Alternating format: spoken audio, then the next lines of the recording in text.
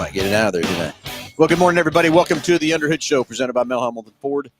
My name's Phil Nightingale and Josh Prophet. Morning, Josh. Good morning. Sunny and 70 out there today, Josh. It is. Just somewhere just not here. But that's okay. That's how you got to take the positive attitude about what it is. But Happy New Year, everybody. And, first week's already shot, done, gone. So guess what? We're going to talk about this pretty fast this year. In the books. In the books. Exactly. Hey, it's a call-in show, 316-462-3673, right there on your screen. Anything ailing your car, tires, brakes, batteries, that's the number dialed right into the front desk. Tell the girls you want to get patched in the podcast with a question. And again, anything ailing your car, tires, brakes, batteries, anything in the automobile world, anything in racing, anything whatsoever. Chili Bowl's coming up, starting Sunday's practice. I believe our trailer's inside there ready to go. So if you're going to the Chili Bowl, please stop by and check out our event trailer in there. Everything ready to go for that part too. Going to be a fun time down there at the Chili Bowl all week.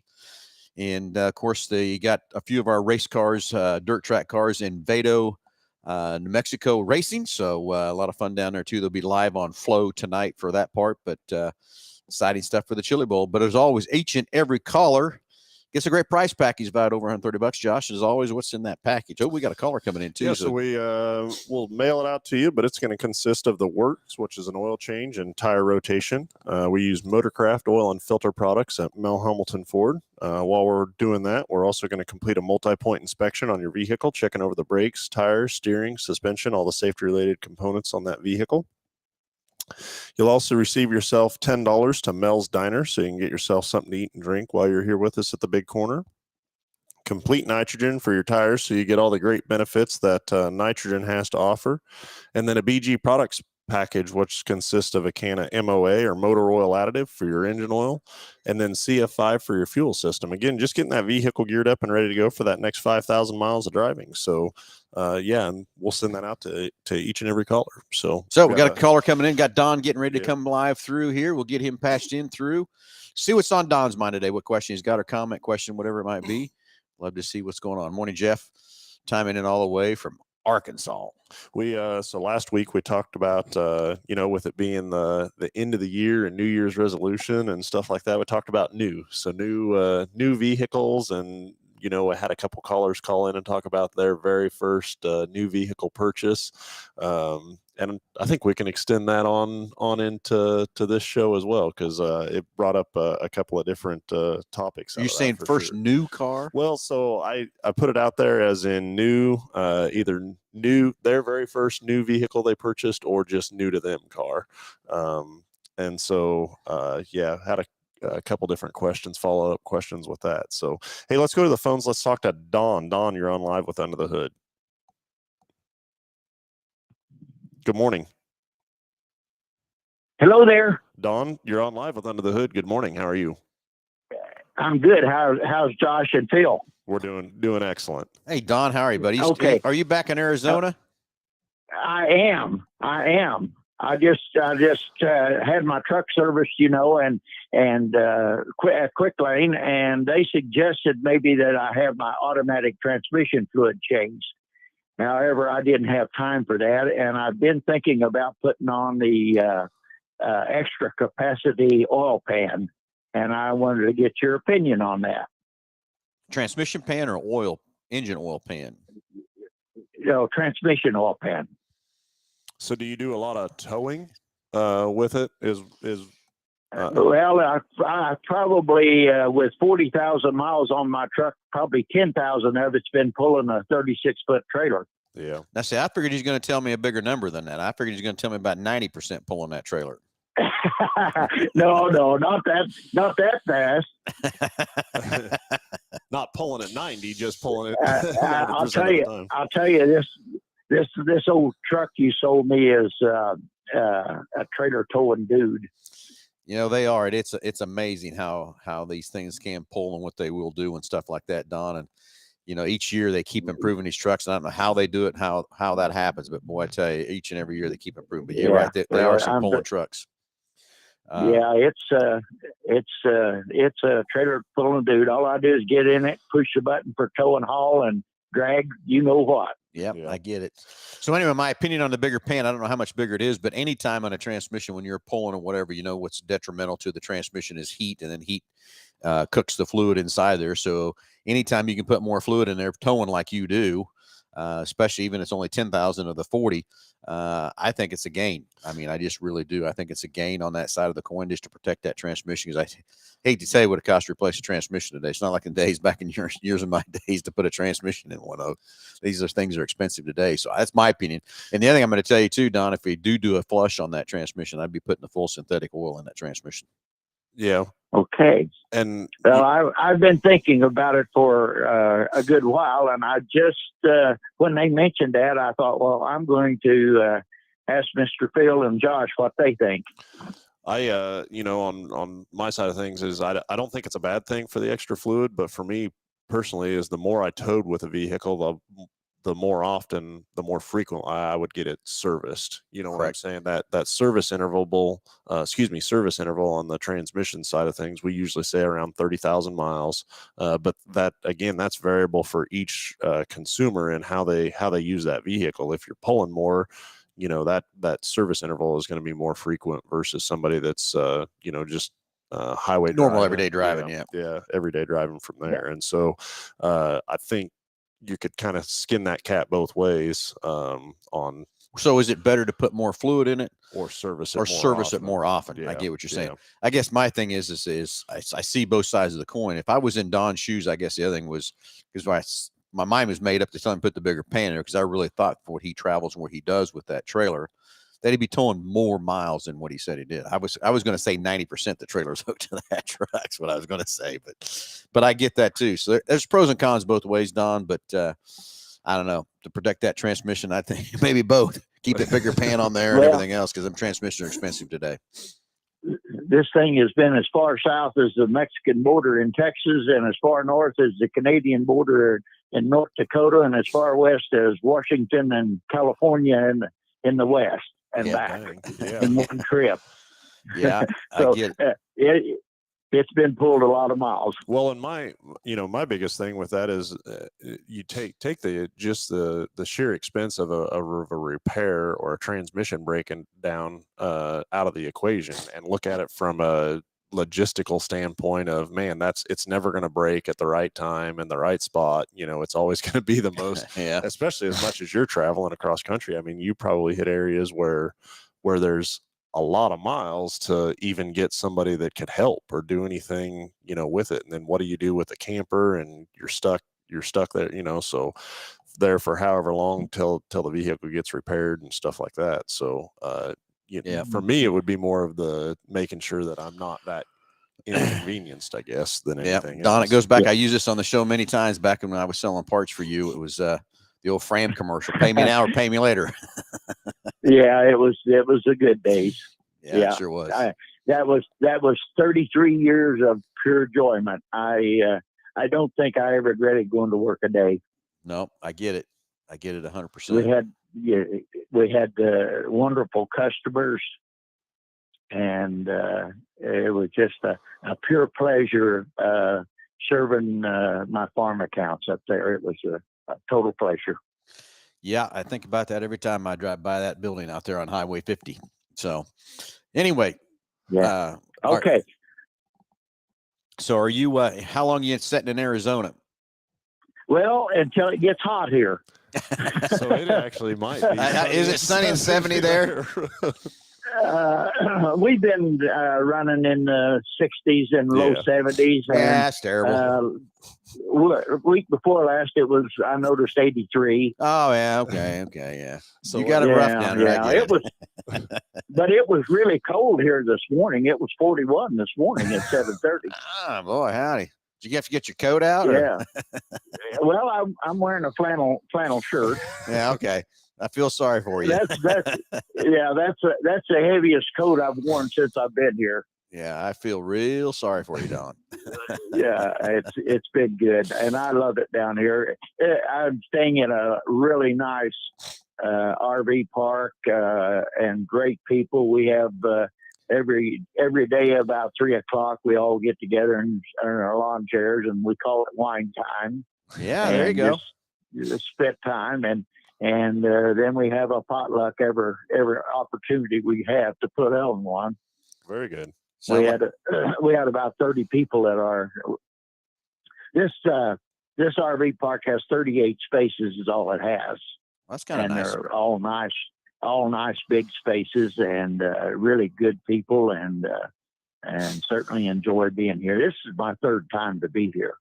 So, Well, it sounds like it might be there. Needs to be the fourth time and fifth time probably for us. well, I've already I'm in my spot is called the Snake Pit. I'm in a level. I'm in a level all by myself, and I have lots and lots of room. And the reason it's called the Snake Pit here several years ago, a guy had a rattlesnake by his trailer, and so they call it the Snake Pit. I don't know. I'd yeah, be careful. It's already reserved for 24. Well, very good. Well, good. It's my spot. Your spot. Well, I wish I was down there with you hanging out if we know the truth, because this weather up here was like 31 degrees, I think, this morning when I rolled out of the snow everywhere. How much snow did you get? I would say at one time we had probably 3.5 inches. Yeah, I guess it's between 3 and 4, something like that. The ground temperature is so warm that it melted pretty fast. It was melting pretty good, yeah, from that part too. So. Okay, all right. Well, I'll let you get to somebody else here. Don, thanks for calling. Have a great time, and we'll see you when you get back. Thank you for the info. See you, buddy.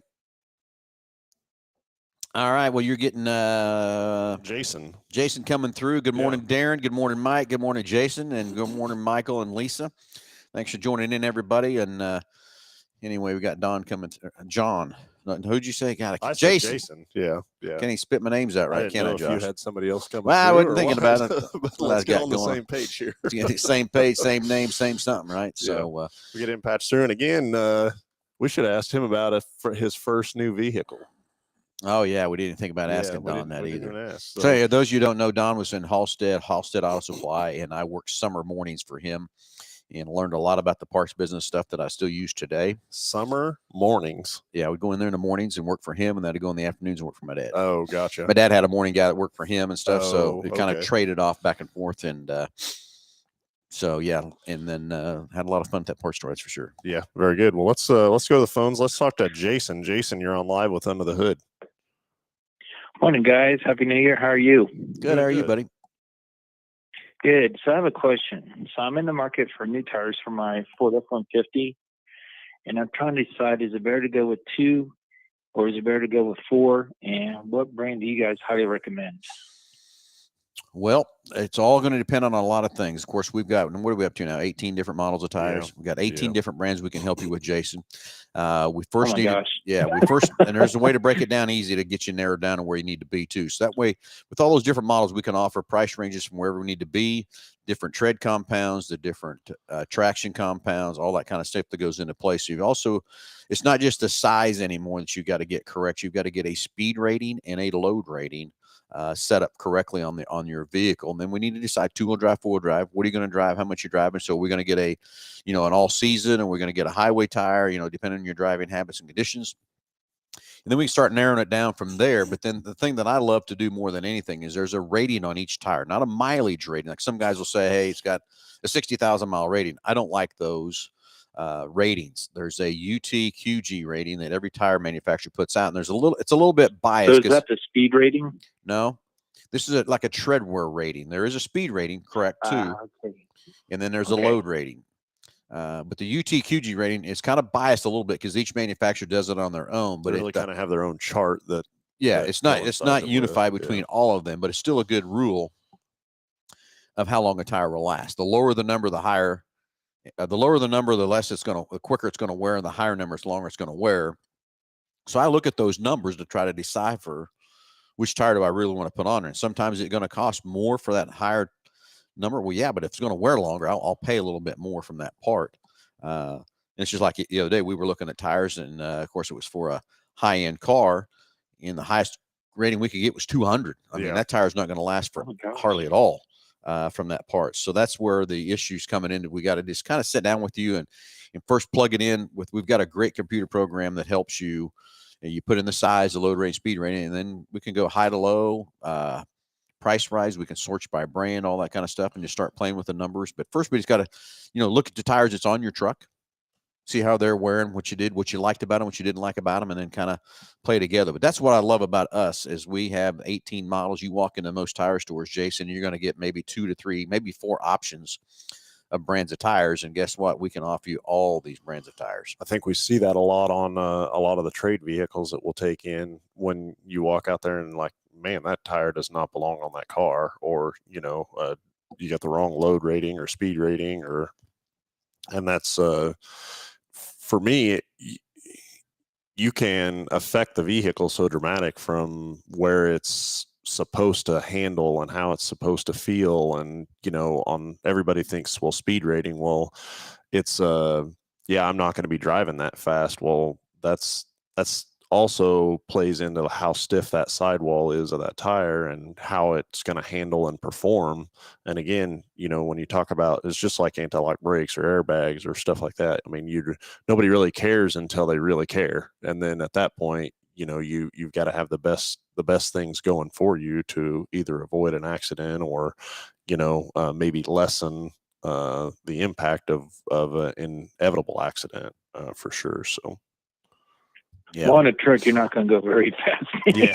I mean, it's not like a race car. Well, and Jason, you're correct about that too. And this is where, years ago when these speed rated tires come out, people say, you know what, I'm not going to drive that fast. And I get that. But the difference is that car is designed to have that kind of a sidewall, that kind of a traction factor behind it, even though you're not going to drive, say, 150 mile an hour.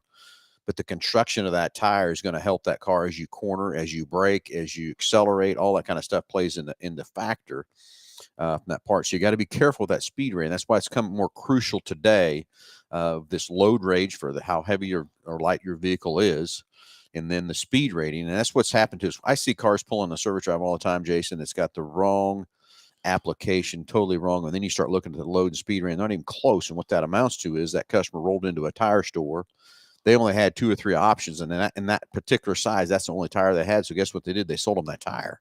Or if somebody's just strictly shopping by budget, typically is the other side of that too, and not understanding really what they're purchasing. From there. Yeah. So Jason, we just need to sit down with you. We need to get that size pulled up, and then look at your tires. It's on your truck. Pull up the high and low prices or whatever, and then nail it down to what we've got available. That's the next thing. What's available? It's like the other day, I was looking for some tires for an F-150, and our tire tool has all. I bet on that truck there was probably 40 options of tires, but availability was only about 6. So I still had 6 tires to choose from that part. But the tires are still listed out there because it's just like anything else, back orders and things like that, and availability stuff to get those tires. But my biggest thing is first start looking at your truck, how your tires are, what you liked, what you didn't like about them, how they wear, and all that kind of stuff, and then start piecing it back into that equation of what's going to be best to fit on your truck. And a lot of people, shop for price. And again, we price match guarantee everybody. But my thing is, it's not always about price, because if I can put a tire on that's going to wear twice as much, but only cost me 10 or 15% more, well, guess what? I'm going to spend 10 or 15% more to get me a tire that's going to wear longer. Yeah. From that part. Well, much as tires are right now, I think you'd want to go with the best, with the best brand out there. And like you said, what's going to fit you the best. Price doesn't even matter at this point. It's more about quality. There's so many variables that go into that, though, as far as, how long you're going to have the vehicle and, what your intended use is for and stuff like that. And just with the options or selection we have, that's one of the things that I love about being able to provide that to a consumer is just all the different options. And there's everybody's out there has got their brand of tire. And I have my thing is I don't have a favorite tire. I have a favorite tire by application. I mean, like on say an F-150 crew cab, it's just normally driven, everything else like that. I mean, my favorite best tire out there that I love the best is a Michelin Defender. But you might have somebody that is a Goodyear fan. Well, or you might be if that consumer is using that truck more, dirt roads, muddy, conditions, things like hunting, we got a lot of hunters and stuff like that they're going to be kind of off-road with that. You wouldn't use that Defender in that situation. Correct. Because that's not going to work. So you look at more like an all-terrain type. There you go. So that's what I'm saying. Everybody, the normal F-150 driver out there today, that if he's not going off-road or getting on dirt roads or whatever, that's my favorite tire is a Michelin Defender for an F-150. But again, like Josh said, if you're going off-road, or you're going to live on a dirt road, or you're doing some hunting or something like that, that Michelin Defender is not your tire. We've got a fleet of vehicles that a guy has a company, and they do a lot of snow removal, stuff like that. And there's the Goodyear Mhm. Duratrax, and that guy just exactly. Now, if I had believes in those tires, and they've proven that they work for his application and what he's doing and stuff like that. But you wouldn't want that on the other day we seen an Explorer roll in here that had those on. I know. No, that doesn't match. That's not the tire does for an not go Explorer. there. So Yeah. that's a perfect example. That customer probably rolled in a tire store. That's all they had to offer. Well, forget about the tires. If you're going to go off-roading, buy a Raptor, right? Exactly. Not an Explorer. I mean, they didn't have the ground clearance to match the lugs on the tires, but they were on there. Yeah, exactly. So the second part of my question, I'll let you guys go. I really do appreciate you guys taking my call, because you're starting to make me think. But is it better to buy a set of 2 or a set of 4? I always believe in a set of 4, just to keep the rolling resistance the same, all that kind of stuff.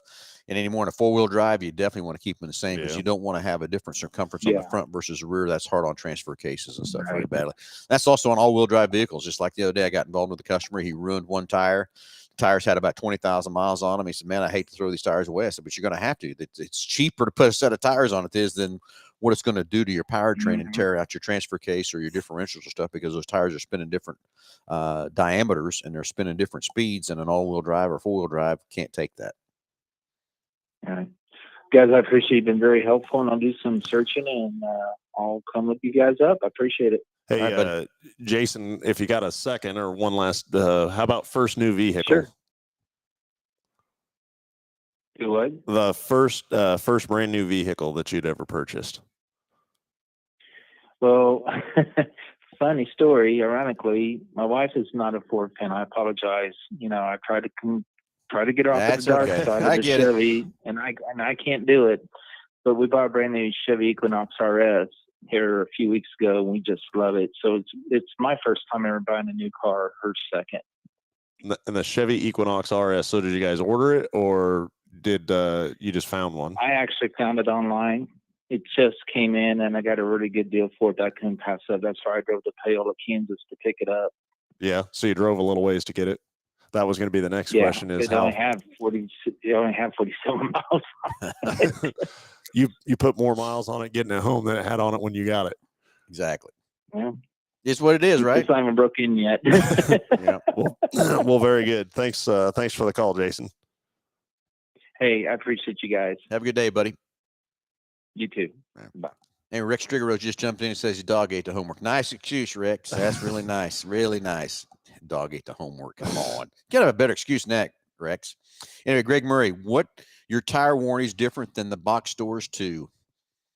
And he is right about that. Our warranties are better with the road hazard and everything else from that part. And just think about it. If you went to a box store and bought a set of tires and got a defect, what you're going to go through to get that tire back and sent back and taken care of and all that kind of stuff too.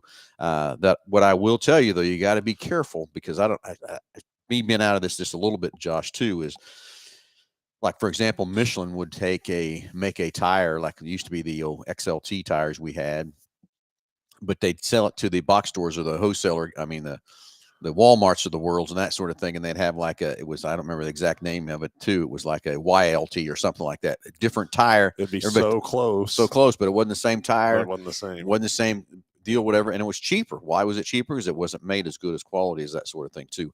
We're not selling those kind of tires from that standpoint too. So just be careful when you go to those box stores. But you're right, our warranties are better. We're going to stand behind it. You can come see us. We'll be right here for you. I love our road hazard warranty, Josh. And I agree with that too. When you buy a tire from us, we offer that to you. So if you do ruin one or whatever, and we don't prorate, correct? So that is when you buy a road hazard, it is a 3-year complete replacement, and that's good at any Ford dealer nationwide.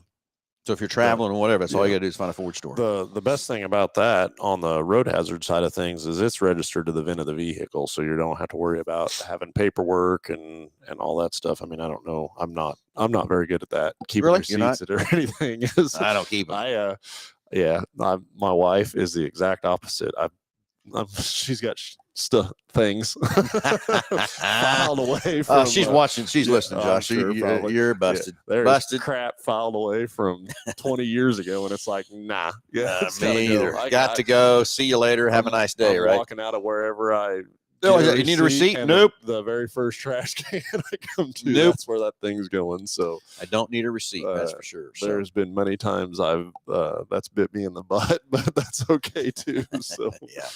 So anyway, great thing about our warranties, great things about that part. But the other thing I love is a price match guarantee. If you see another brand 30 days after you buy a set of tires at a better price than we offered you, we're going to price match and give you that money back too. So, and Josh, do you ever really do very many of those price match guarantees? I can think of that does happen, but it is very seldom. In a month's time, we may do 5 of them from maybe, and it just depends on the month and sales going on and everything like that. So, yep, I get it.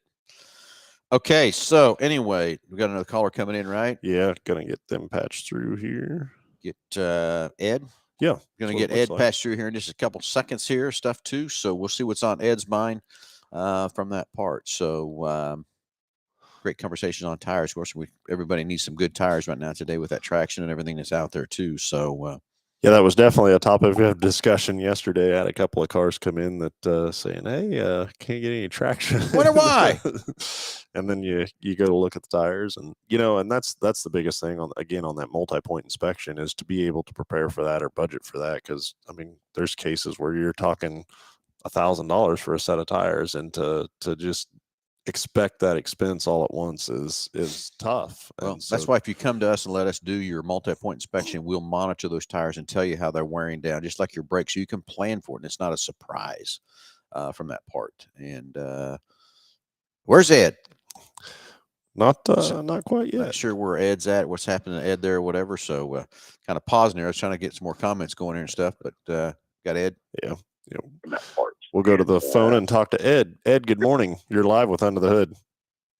Good morning. How are you guys doing? Doing great today. Talk to somebody that's sunny and 70. So yeah.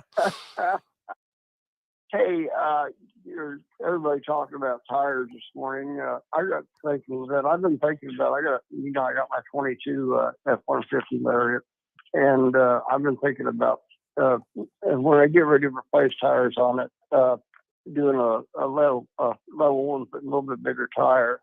My question is, I got the Blue Cruise, and I've heard that will mess up if you do it. Do you have any info? So that is a very good point, and that is something that can be achieved or done, but you would have to go through and do the recalibrations on that system for it to work. So if you just put the tires on, honestly, it would probably work, but as far as the degree of accuracy, it would be incorrect, because you're changing the ride height of that truck and where those sensors are and where they're reading the road. And so, yeah, there would need to be a calibration. Now, it really would depend as to whether it would work out of the box or not, would depend upon, how much bigger you're talking, whether there was like a leveling kit involved and stuff like that with it. Yeah. But regardless, one way or the other, that is something that would have to be recalibrated. And we have all the equipment. It's not cheap equipment. It's a very expensive equipment to sit there and line up all these cameras. And it's not just 1 or 2 cameras that's on these vehicles anymore to make everything work and be accurate from that part. But we do have the equipment to go back in and recalibrate and get it back. You're correct. With the Blue Cruise comes the lane departure, the lane keeping, collision avoidance, a lot of times your objection detection system is part of that. There's several other features and functions as a part of that truck when you get to the level of something with Blue Cruise in it. So yeah, I'm debating. I know it probably will decrease the mileage a little bit too when I do that, but I just like the level truck look a lot better. Yep. But there's pros and cons both ways, and I get it. And we do a lot of level kits and a lot of tires and stuff to make them level up and everything else too. So I get it. They do look better level. I get it. And you're right. It is a trade-off for some less fuel and mileage and that sort of thing, but it's a little more expensive nowadays to be able to get all those cameras and all the systems working correctly. Yeah. All right. I just want to know if it was possible. I know I've heard both ways, so I'm just kind of curious. So. Well, very good. Ed, do you have a first new vehicle story? Oh, let's see. First new vehicle I bought, brand new, would have been a 1980 Mercury Capri. 1980 Mercury Capri. Oh, Caprice. Remember them quite well. Yeah. Been an age on me, Josh. Just like that. So was it, is it something you ordered, or you just stumbled across it and thought, I got to have that? Actually, at the time, I was living in north central Kansas, and I drove down here to Wichita and bought it off the lot. And there was a young guy in the insurance business and needed something that, got halfway decent mileage, and they had a good sell on them. I don't remember what they gave for it, but I know it wasn't that much compared to today. Yeah. And it was yellow, had black and white plaid interior. Oh, yeah, I remember that quite well. I think a little V6, I can't remember if it was a V6 or a 4. I don't remember for sure, but I know I didn't have it very long. I had an older gentleman blacked out and pulled out in front of me at a stop sign. I was running about 50 mile an hour and T-boned him. And so the car didn't, it didn't take too good to that. So it was totaled. But yeah, that's my experience with my first new car.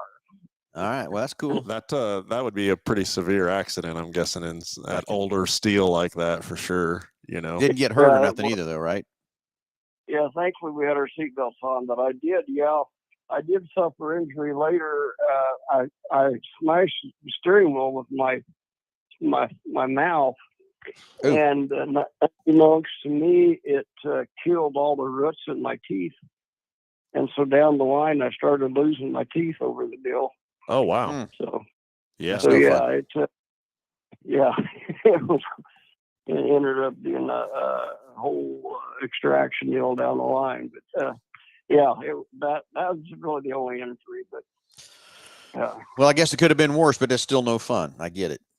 Yeah, it could have been worse for sure. That was I don't remember if we had just had lap belts or had shoulder belts in. I can't remember. Boy, in 1980, sure. let's see, that would be got to be lap. That's belts. Why I think you probably hit the steering wheel. I think we probably just had lap belts back then in the 80s. I'm thinking so. I can't remember for sure, but yeah. I think that's probably why your mouth hit the steering wheel from that part. Because if you had a shoulder restraint on, I don't think you'd have hit it. But anyway, if we'd had airbags too, you'd probably been okay too. So yeah. all the different technology today is crazy, isn't it? It sure is. Yeah. It makes things more expensive, but in the long run, it's worth it. Well, very good. Well, thank you for the story and the phone call this morning. Hey, you betcha. You guys have a very happy New Year. Hey, you too. Thanks, Ed. All right, some great calls coming in here this morning, and we're wanting to know, what is your first new car? Or you got a story like Ed had there? So 316-462-3673. Love to hear from you. And Josh, so I guess I'm going to throw it at you. What's your first new car? So we went through this. Last week, did you, when I wasn't here? Last week when you weren't here. So the Silverado this pickup ought to be it. was Whoa. Yeah. Back up here a minute. Yeah. New or used? New. It was brand new. Brand new. What year? It was an 03. Yeah. 03 is your first new car? I think it was. Yeah. Okay, so let's go back up. What's your first one? Oh, yeah. So we've talked about that too. Like in high school, I think I had 5 cars. No, what was the first though? The very first one was a 80. I think it was an 80. You don't even know the year?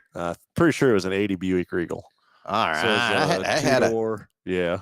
I got some stories about a Buick Regal too. Yeah. And it was and that's what I said too last week. I said, it was pretty fast. I had 3 different motors in that car. In the Buick? Yeah. So there's a 327 that was built and then a 350.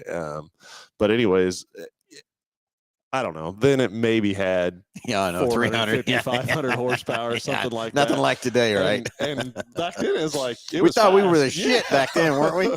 Yeah. It really was fast. And then like right now, nothing.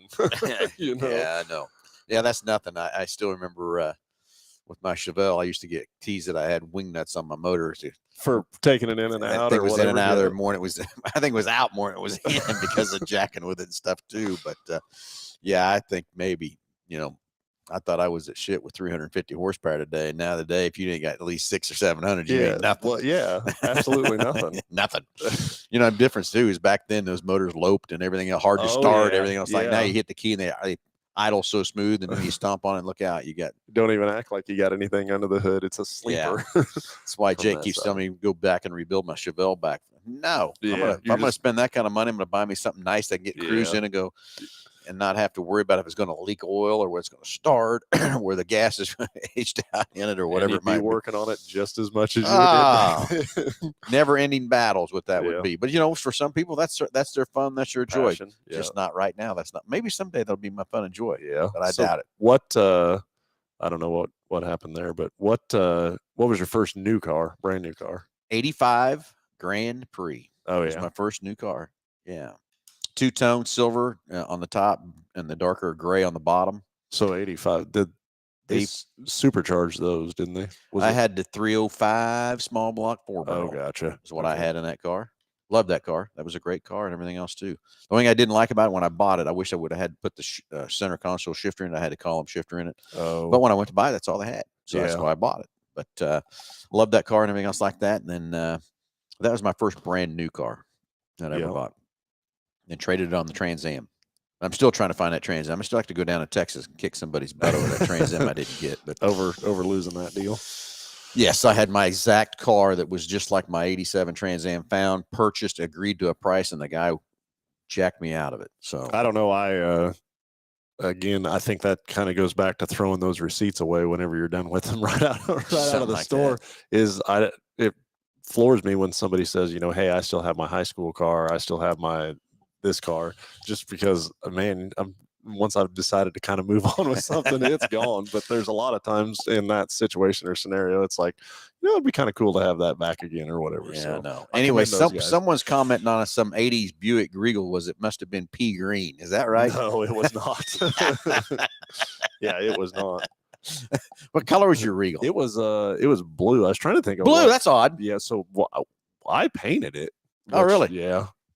I mean, it wasn't bad for somebody. No, in a Krylon can, was it? No, it was actual. It was actual paint. I can remember. I remember starting in on that project and painting or getting ready to paint it. And my grandpa, he's like, "Hey, we're gonna do this right. If we're gonna do this." Yeah. But I just remember, being young and getting impatient and stuff like that. And he's like, "No, you got to take the time and." To make it come out decent. Bodywork's not one thing for me. Yeah, I've never done bodywork. I decided at that point right then and there, I had zero interest in bodywork. Me either. It's fun to paint something, god dang, to prep it, get it ready, and all that kind of stuff. Yeah. I'm out. Here I'm thinking, okay, well, we'll just do this and this and this, and here we'll be painting. And no, the prep work that he said that we got to go through and all that stuff. It was definitely time consuming.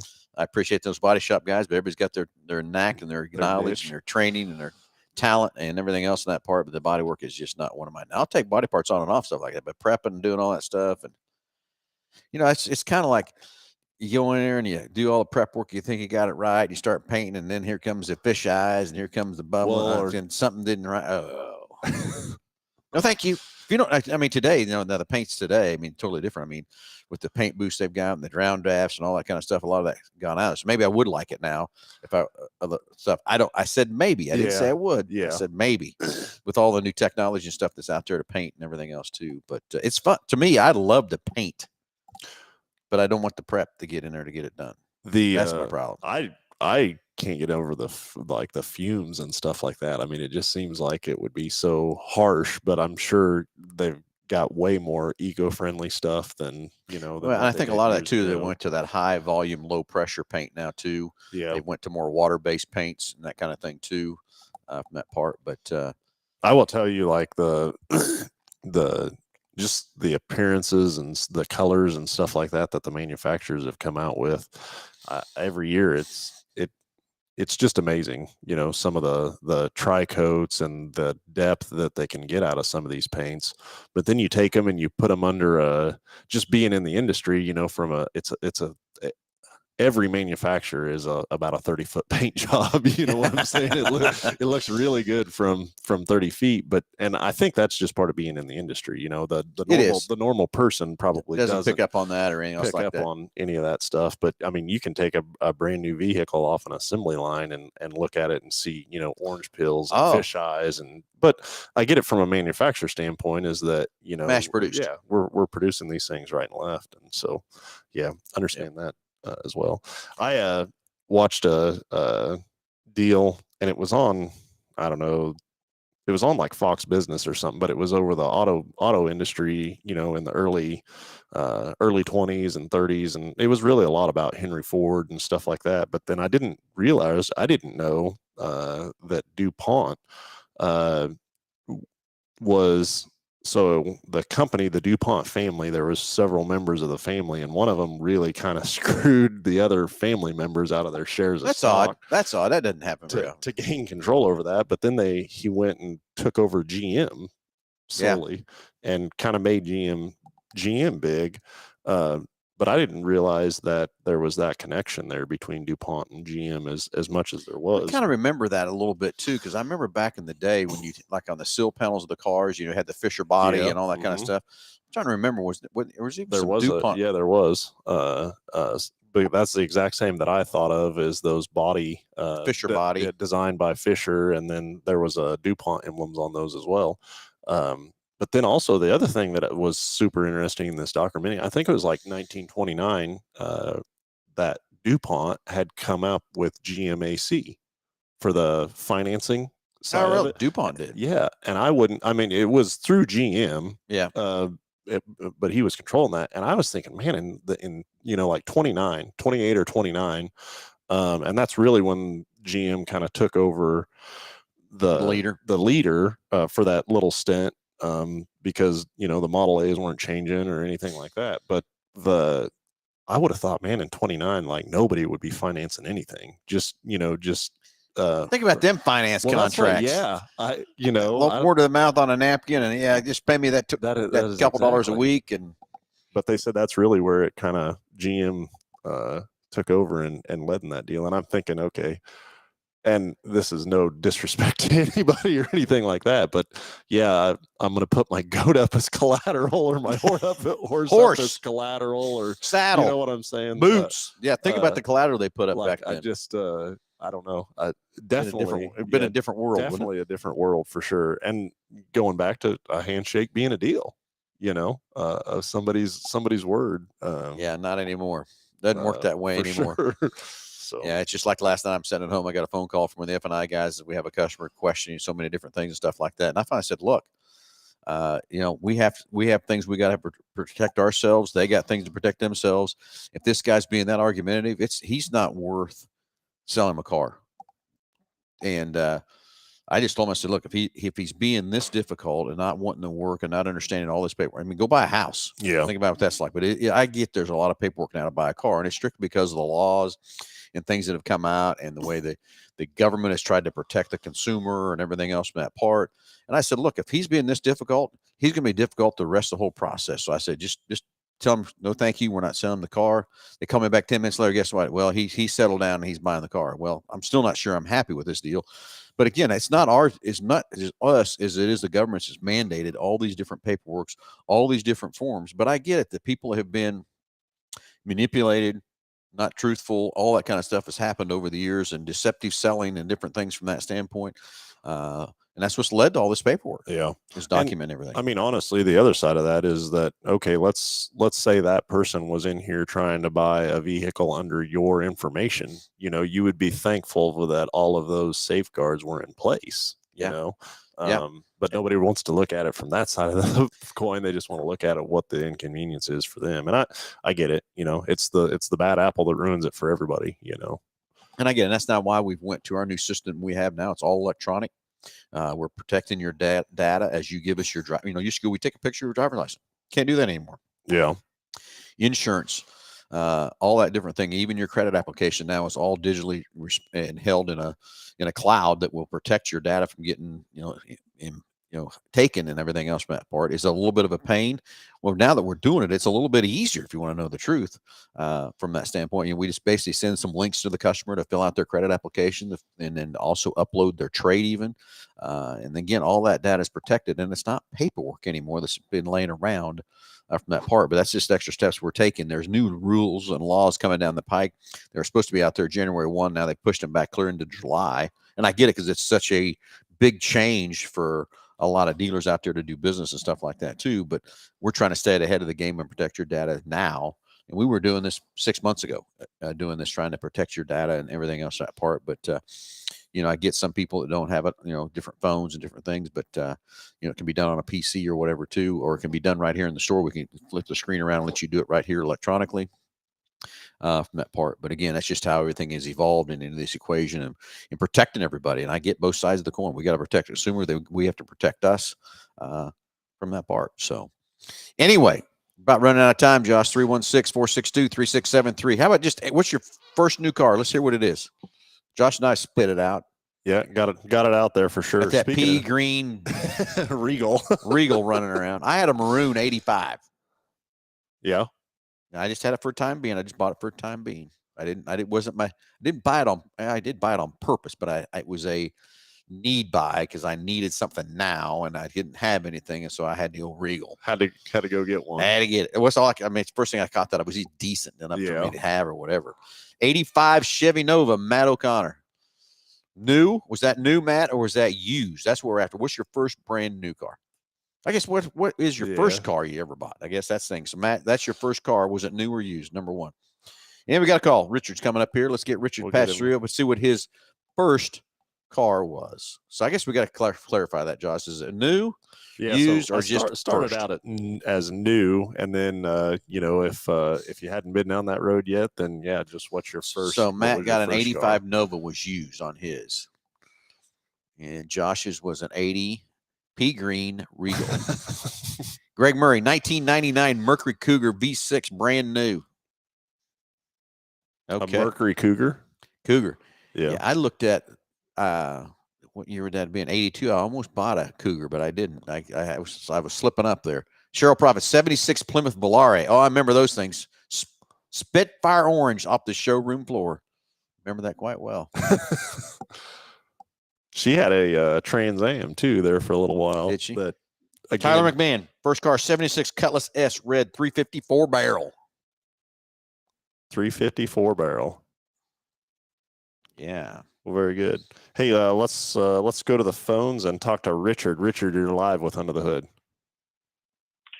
Yeah, I'd like to tell you about the brand new car the first brand new car that I ever had. It was 84.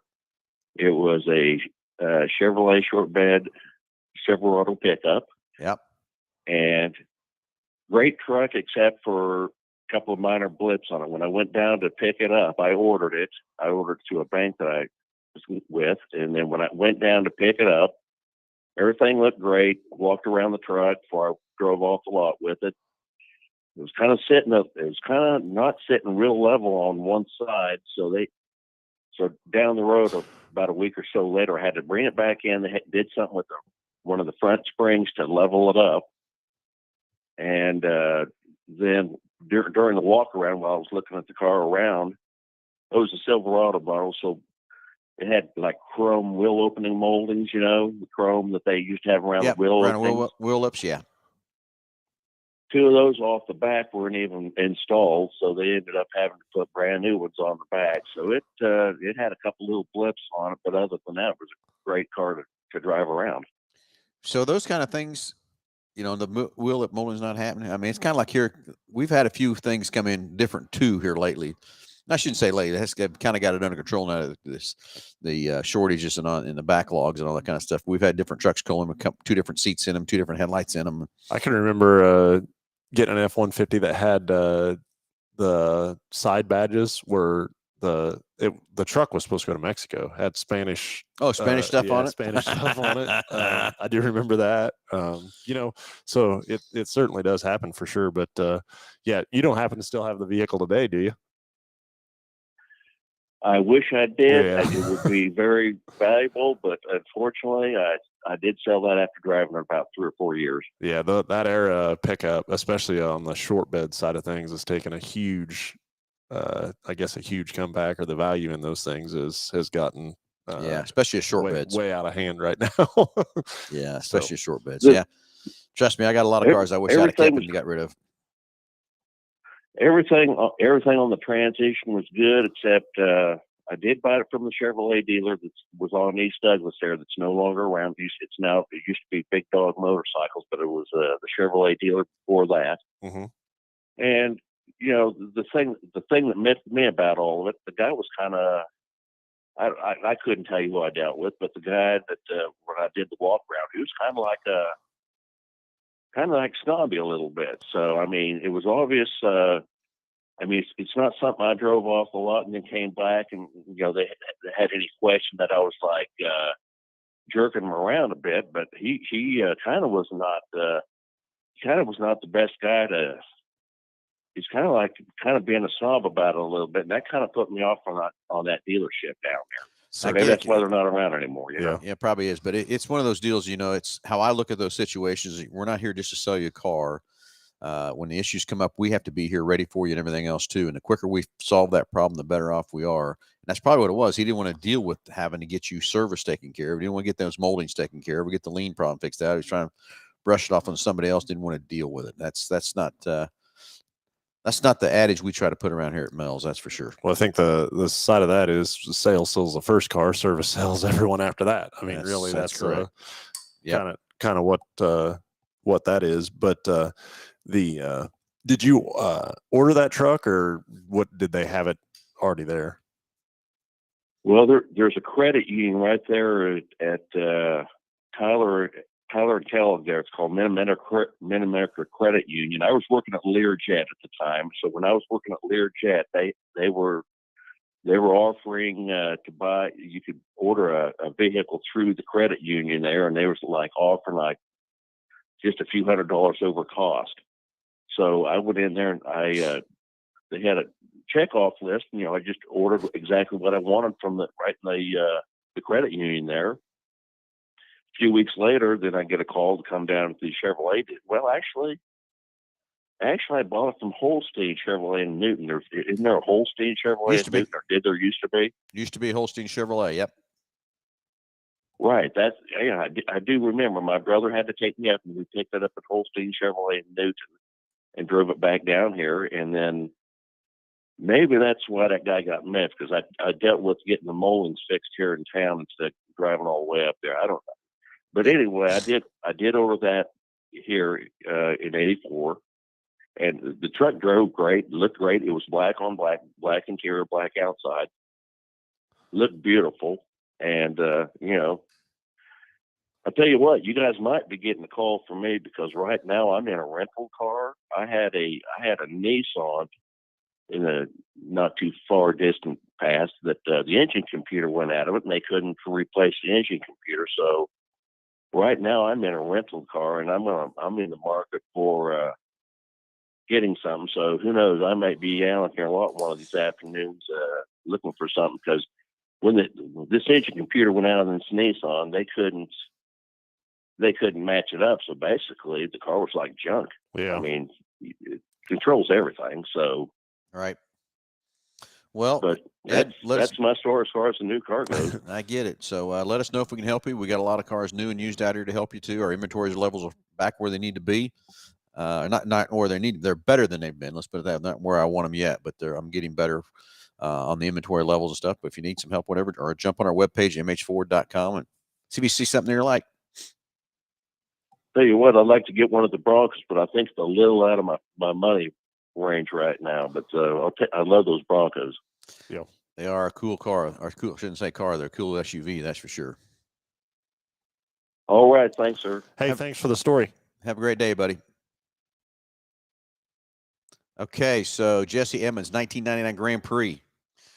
And Chris Kratzer, 1995 Toyota 4Runner. We got all kinds of neat stuff coming in here. We got one more caller coming in. We get one more caller in, can't we, Josh? Yeah, we'll get them patched in. Get them patched in through. Who's coming up? What blows me away? We got Jordan. I don't know if this is the Jordan or if no. well, it's regardless of the Jordan, it's the Jordan. It is the Jordan. Yeah. Just which Jordan? What blows me away, we talked about the Toyotas, is those FJ Cruisers and what the following behind those things are.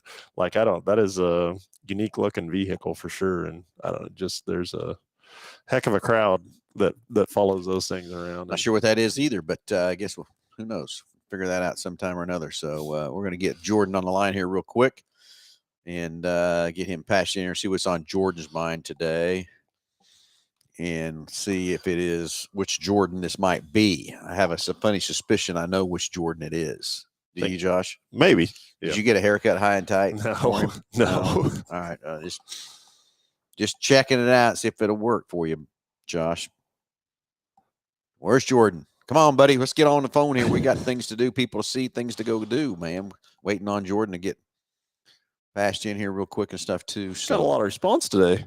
Yeah, it's been good. You know why we're talking about that and new vehicles? I am excited to see a 24 F-150. So I think we're just a couple of weeks away from that, probably. So. Yeah, I need to go see. I know I got a lot being built and everything else, too. I need to kind of see if anything's close to being shipping or anything else from that part to get close, if they've even done what they call the okay to buy, which is okay to buy is when Ford actually says, okay, we're shipping the vehicles, meaning okay to buy. It means us for us dealers to buy the units and stuff too. So hopefully soon we've got some 24 F-150s coming off. Got a deal the other day.